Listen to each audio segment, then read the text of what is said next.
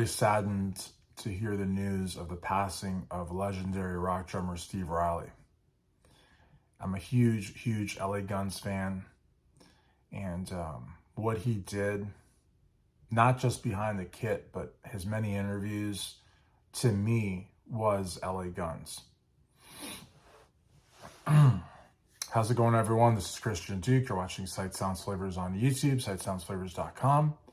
If at any point in time during this very sad video you want to give it a thumbs up, I appreciate that. Also, please subscribe. You can ring the bell for notifications. There's buttons down below. But more importantly of all, please leave a comment. Steve Riley obviously got his big break with Wasp and was an integral part of that band. But it's what he did with LA Guns that, for me, really just made me a fan of his. And I've been a fan of his since I was like 11 or 12 years old. I loved his playing, his attitude. And like so many other LA Guns fans, for some reason, I thought he was the biggest of them all. But come to find out, he never indulged in that.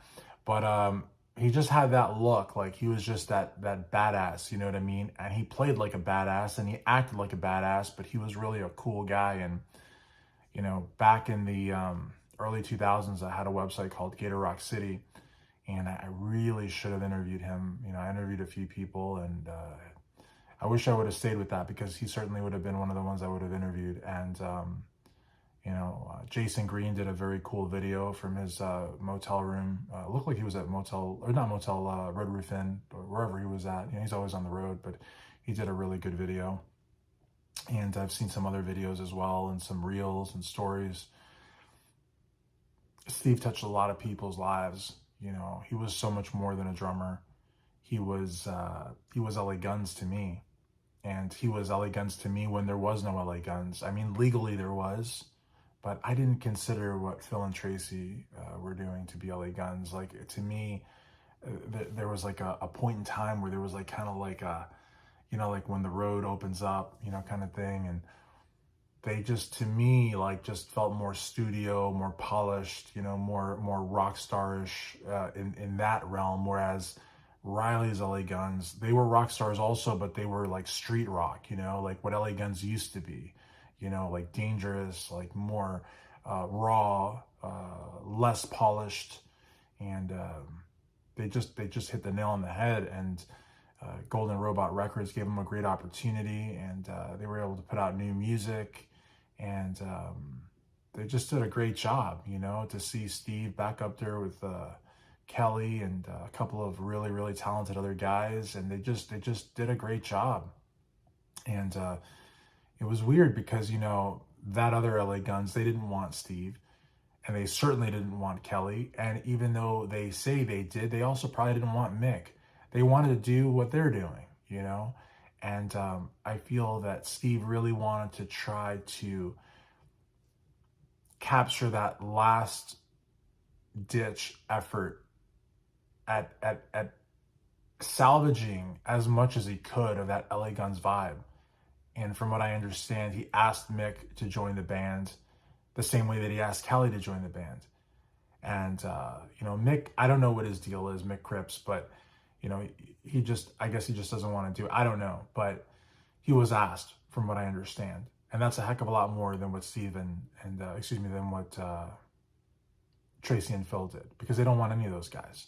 And so I just feel that as a half owner of LA Guns, Steve Riley tried to salvage.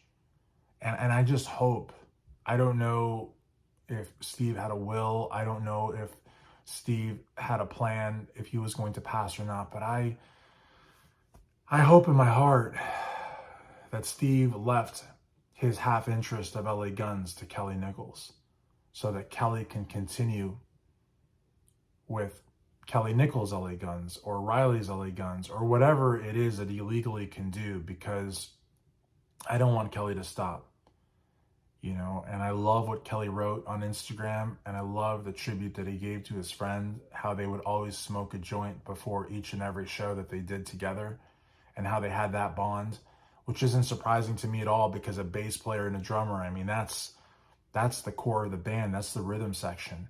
And LA Guns had a really, really good rhythm section. And I also got to tip my hat to Mick Cripps as a rhythm guitarist. They had a really, really good, tight rhythm. And that allowed Tracy to go off and do what he had to do. It allowed Phil to go off and do what he wanted to do vocally. But that rhythm section was so fat and so raw, and it was just perfect. And again, a good hardcore 5-piece Sunset Strip, LA dirty, sleazy rock band. I mean, they were just freaking amazing. And it's just, you know, Steve Riley was such a big part of that. I mean, such a big part of that. And, you know, I just, again, great coverage from a lot of people. You know, really liked the Jason Green interview, or a video, I should say. He always does a really good job. And Kelly did a fantastic post on Instagram. And it's not about the quantity, folks, it's about the quality. It was a good paragraph, but it really showed us all how close those two were and how much Kelly loves and misses his brother, Steve Riley. Phil Lewis, he put up a post on LA Guns on Instagram, didn't even mention Steve's name. Obviously was talking about Steve, you know, put a picture of Steve, said they weren't friends and never hung out. Not necessary, Phil, not necessary. I know you want to be uber transparent, but not necessary. He did include condolences to his wife. I didn't know that Steve was married for over 40 years. It makes sense, though, given the kind of guy that he was, and his son. And he also wished him the best in the next life and whatnot, and said that he valued his privacy. So he didn't say that they didn't hang out because he wasn't a cool guy. He just said it because of his privacy. But again, Phil didn't mention him by name. And honestly, it could have been a lot better than what it was, but it was something. And I think that still says a great deal about the singer of LA Guns. But Tracy, you know, Tracy didn't mention Steve at all. Not a picture, not a story, not a reel, not a post, nothing. It's as if Steve Riley, his passing, wasn't even a blip on the radar. And even though Steve and Tracy had financial disputes, you got to be better than that, Tracy. You got to have a spine, man. I'm a huge fan of yours. I love your guitar playing. I love everything about you. You've got a great vibe. Actually, I don't love everything about you. I don't love this.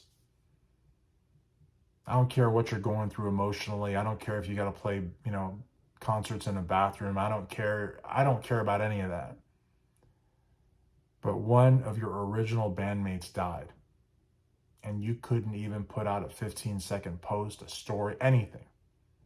You could have just put a picture of him without anything, no text, just a picture of him, anything. You didn't do a thing. So, and then Mick Cripps. I mean, Mick Cripps, I've looked for Mick Cripps everywhere. Mick Cripps is like the Izzy Stradlin of LA Guns. He is nowhere. I mean, I have no idea where Mick Cripps is. I don't know a thing about him. Maybe he likes it that way, or maybe he doesn't know what he's doing. I don't know. Extremely talented musician. Integral part of LA Guns. Had a hand in so many amazing songs. A real pain in the ass in the studio, from what I've heard from producers that have done interviews, but just an amazingly talented musician. And I hope that in his own way, however he did it, that he showed Steve Riley respect. I don't care what issues you have in this life. When someone passes, you don't do what Tracy Guns did. And maybe Tracy gave his condolences somewhere else. I don't know. If he did, then I will eat every last word, and I'll retract myself on a follow-up video, and I'll tag it all over this one. But from all the interviews I saw from the last few years, whenever Steve Riley's name came up, Tracy didn't have a kind word to say at all. And it seemed like he hated the guy.